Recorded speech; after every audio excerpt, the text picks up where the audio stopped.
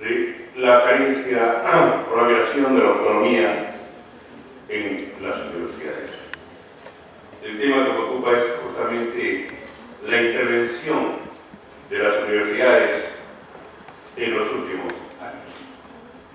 Ya se hizo mención por parte del doctor Enrique Hernández en lo que respecta a la intervención en la época del general Velasco Alvarado. Se creó el Consejo Nacional de la Universidad Peruana. Pero no solamente quienes vivimos en aquella oportunidad, esta intervención no solamente fue con la creación, si lo comparamos también con las intervenciones o las pretendidas reformas en el Poder Judicial, en la que se pone el rubro de reforma judicial y nunca hubo reforma en el Poder Judicial. Lo que siempre existió fue una intervención del gobierno de turno, llevando adelante el cese y la destitución de los magistrados. ¿Para qué? Para colocar a la gente de su gobierno, a la gente que estaba relacionada con ellos. Y no solamente lo hemos visto en la época de Velasco, también lo hemos visto en la época de Fujimori. Y en un estudio que hice yo sobre la reforma del Poder Judicial, hubieron 13 pseudo reformas que solamente se limitaron, como lo dije anteriormente, a cesar y destituir magistrados. Y una de las últimas que tuvimos fue la de Fujimori.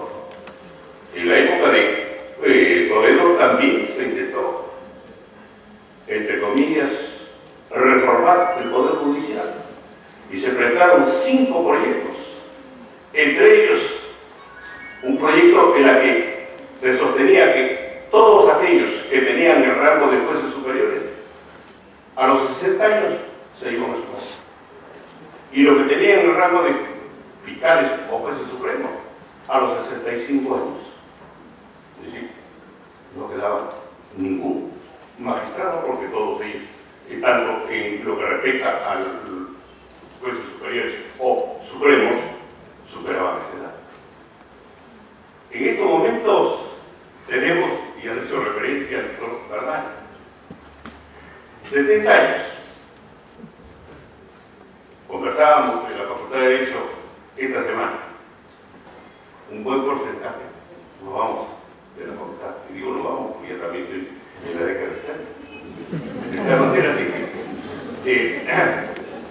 y decíamos, muchos de ellos, jamás nos han tachado, jamás nos han impugnado. Nunca se nos ha aplicado una sanción, pero sin embargo, viene la sanción mediante una ley. Ustedes ya no pueden seguir ejerciendo la docencia y se tienen que ir. Esta ley, yo considero que es intervencionista. Y considero que es intervencionista porque se va a producir el cese de las autoridades, de rectores, profesores, decanos. Y aquí se van a tocar. Se dice que va a haber una elección universal. Vamos a ver desfilar a los que aspiran a ser rectores y decanos, a colocar sus paneles, a colocar su banda, a concurrir a las aulas universitarias para los efectos de hacer su campaña a fin de que voten por ellos. Es algo que quienes hemos vivido en la década de Velasco como universitario y en la época de Fujimori como profesor universitario, en la época de Fujimori la cosa fue más delicada, al menos en lo que respecta a San Marcos. La intervención militar. La primera vez que intervinieron la Universidad de San Marcos en la Facultad de Derecho, detuvieron a 350 estudiantes. Y los detenidos lo colocaron en la explanada de la Facultad de Derecho y los soldados pasaban por encima de ellos caminando. Tuvimos que pedir el auxilio y la colaboración del Colegio de Abogados en aquel entonces, porque todos los profesores de la Facultad de Derecho de San Marcos no nos abastecíamos para asesorar a los alumnos que estaban detenidos. Esta situación se agravó más porque los soldados se colocaban en las escaleras, se colocaban en los techos, y podrán ustedes imaginar que estábamos dictando clases y los soldados ingresaban para ver qué es lo que estábamos conversando o dialogando con los alumnos. Esta situación que indudablemente no se compara con lo que se dice esta ley. Pero con este cese de autoridades que se va a realizar ya, ¿a quién van a nombrar? A que justamente presida esta superintendencia en la Ciudad de Educación Superior. ¿Y quién nombra a este superintendente? El gobierno de Andorra. Y a los otros, indudablemente, que le dicen, no, van a ser nombrados de otra manera. Pero seamos prácticos y realistas. Quienes van a intervenir para el nombramiento provisional de estas autoridades no va a ser el gobierno. ¿Sabes? Por ejemplo, en la época en que Velasco nombró el Consejo Nacional de Justicia, 2 representantes del Ejecutivo, 2 representantes legislativos, no había poder legislativo, ellos mismos nombraban el legislativo, 2 representantes del Poder Judicial, ellos mismos habían nombrado a los miembros del Poder Judicial. De tal manera de que cuando hablamos de esta intervención por parte de este gobierno con esta ley universitaria, es porque los hechos que le estoy relatando y que hemos sido testigos, entonces se va a repetir, porque en la misma forma como se llevó adelante la intervención en las universidades, que si bien es cierto en la época de Velasco y Fujimori ya fue mediante la fuerza, pero aquí ellos van a colocar a los profesores a quienes ellos consideran que deben integrar. Y podemos nosotros concebir, como lo decía el doctor Bertani, como lo decía el doctor Walter Gutiérrez, podemos nosotros concebir de que ellos, esta superintendencia, va a respetar la libertad de cátedra. Podemos nosotros concebir que ellos nos van a decir cómo y en qué forma se va a llevar adelante la educación superior. Si no está capaz, el Ministerio de Educación no tiene la capacidad para llevar adelante una buena educación inicial, básica, secundaria. Y sin embargo, no puede con estos va a poder llevar adelante una buena educación secundaria, superior. Si nos encontramos en una situación difícil, sí. Que hay universidades que presentan problemas, los hay. Pero vayamos y retrocedamos un poco. ¿Quiénes son culpables? Son las universidades. ¿Qué hicieron los gobiernos y qué hizo el gobierno en estos 3 últimos años para tratar de mejorar la educación superior? ¿Qué hizo el Congreso? Esta ley, como lo ha manifestado el doctor Bertani, no solamente nos da a conocer un desconocimiento de una realidad, sino que vemos nosotros las leyes que son aprobadas por el actual Congreso. Podemos concebir que algunas de ellas verdaderamente necesitan ser respetadas como tales. Y siempre, ¿no? Lo digo por experiencia propia, piden opinión a los técnicos. Uno opina. ¿Y qué resuelve? Políticamente.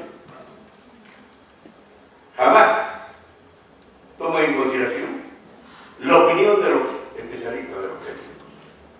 Porque esto se toma única y exclusivamente una resolución, o perdón, se toma una disposición legal en base a los intereses políticos.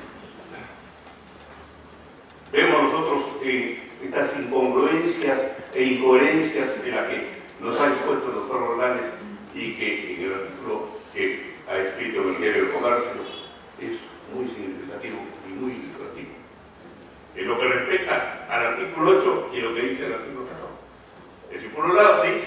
es autónoma, pero en los artículos subsiguientes dejan de lado la autonomía. ¿Y todo para qué? Justamente para poder intervenir a las universidades. Y sobre todo en lo que respecta a las autoridades. Estas autoridades o esta burocracia, como lo ha manifestado el doctor Walter Gutiérrez, va a servir para mejorar la universidad. Conocemos nosotros cómo y en qué forma actúan las autoridades del Ejecutivo, que no tienen capacidad. ¿Acaso no vemos denuncias a personas que no solamente porque tienen antecedentes, sino lo que tienen es la carencia de capacidad para ejercer un determinado campo? Y sin embargo, nos vamos a tener a ellos al frente. Tenemos aquí, y sobre todo, decir, ellos nos van a decir, ¿quién o quiénes van a ejercer el rango de autoridad en las universidades? Nos van a decir ellos cómo y en qué forma se va a llevar a cabo la educación superior. Son muchas interrogantes que podríamos llevar adelante, y sobre todo cuando, con la experiencia que hemos tenido nosotros, y sobre todo con la experiencia en las intervenciones en el Poder Judicial de la que estamos nosotros más cerca a ellos. Destituyeron jueces y fiscales. ¿A quiénes colocaron? A sus allegados. Y siempre he manifestado lo siguiente, y lo he escrito en un libro, de que los políticos se preocupan de dejar a su gente en el Poder Judicial o en el Ministerio Público. ¿Para qué? Para que cuando ellos se vayan, le cuiden las espaldas. Hasta ahora no superamos el alto porcentaje de magistrados y fiscales profesionales. Lejos de mejorar, es todo lo contrario, porque quienes en estos momentos se encuentran al frente del Poder Judicial, lo único que vienen haciendo es, lo hemos visto en estos últimos días, crear salas o crear cortes en el Instituto Judicial de ¿Pero qué? ¿Van a empezar con carga cero? Sí, pero han suprimido 3 salas para que se vayan al colegio. Han desactivado 14 juzgados para que se vayan al colegio. ¿Y qué pasa con los expedientes que tenían estos hechos jurisdiccionales? Hasta ahora, desde hace 2 meses que se creó el Instituto Judicial del Colegio, y hasta ahora no terminan de distribuir los expedientes que venían siendo investigados en estos juzgados, desactivados. Se dicta una ley, para que vean ustedes el tipo de leyes que promulga o que aprueba el Congreso. Se han dictado 2 leyes, la 30.077 y la 30.076, para los efectos de que se aplique el nuevo Código Procesal Penal en los casos de crimen organizado. Sabemos nosotros que no tenemos capacidad, o perdón, jueces capacitados. No hay logística, no hay presupuesto, no hay personal. Y se ha creado esta nueva, se ha propuesto implementar el nuevo Código Procesal Penal para estos delitos tan graves a partir del 1 de julio. ¿Y qué se ha dicho en la última disposición complementaria? Se dice expresamente que el Poder Judicial y el Ministerio Público aplicarán su propio presupuesto que tienen vigente. Si el Poder Judicial y el Ministerio Público no tienen presupuesto, no hay papeles, no hay absolutamente nada en el Poder Judicial para poder administrar justicia. Y lo que es más, se dice en esta misma disposición complementaria que está prohibido que pidan un presupuesto suplementario.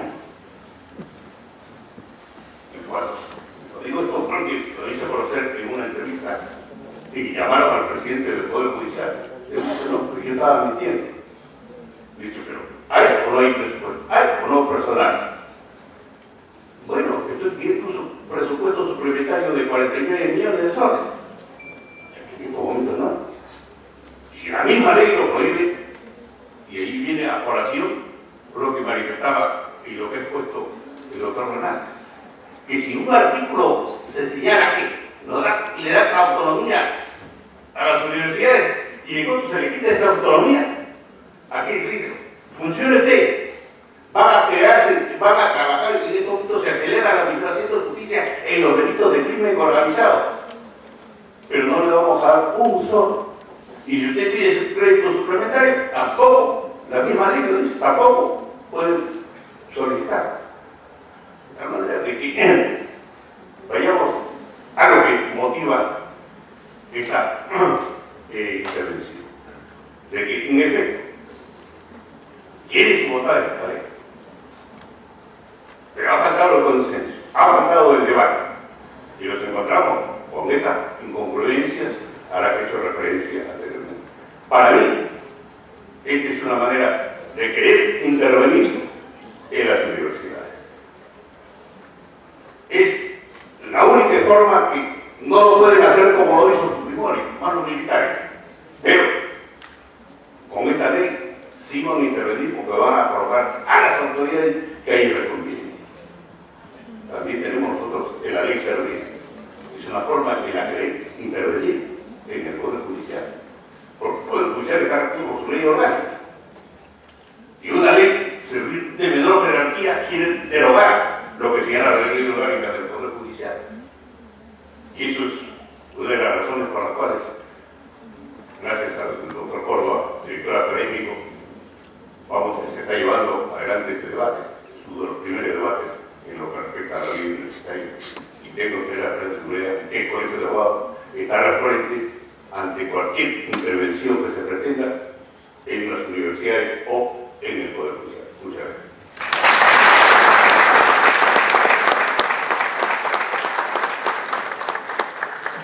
Permítame, señor decano, una intervención.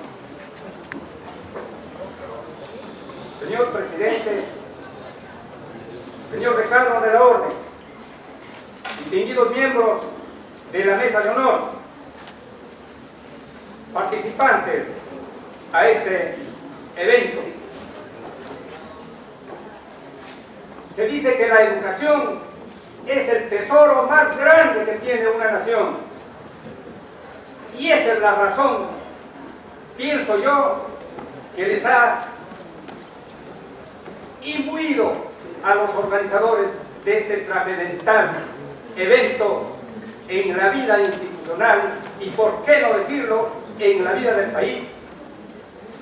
He escuchado atentamente las exposiciones de los señores expositores.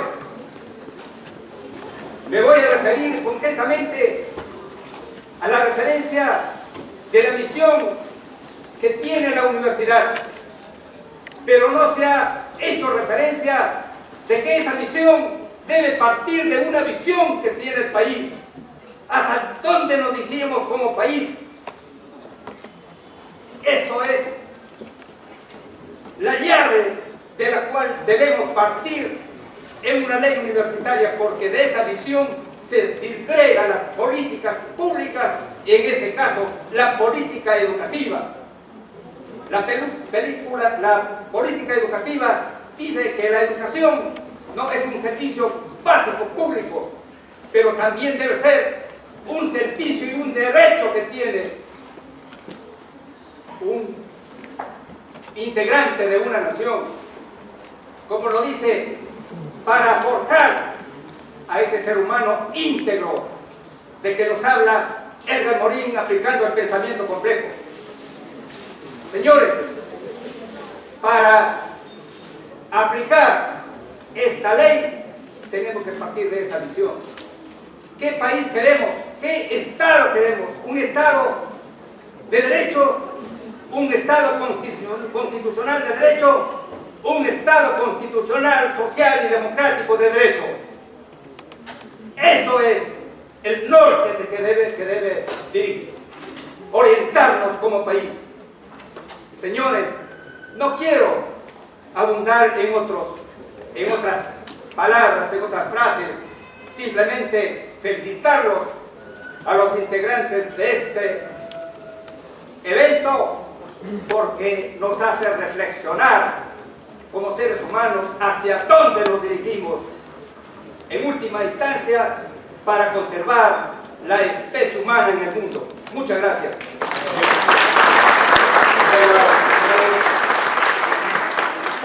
Gracias por la participación de todos ustedes. El colegio desea expresarles un reconocimiento muy especial a los profesores que han intervenido esta noche por sus magistrales intervenciones en el marco de la ley universitaria y su constitucionalidad. La ley 30-20. El señor Ricardo entrega un diploma de reconocimiento al ingeniero maestro doctor Walter Gutiérrez Caballo. Señor Ricardo, la hora.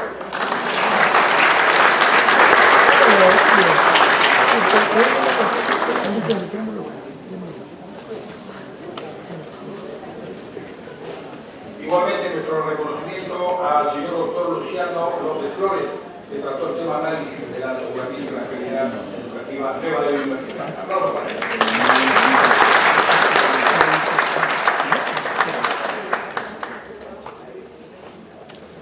Y una vez más, lo vamos al reconocimiento al señor doctor Enrique Bernales Vallejeros, por su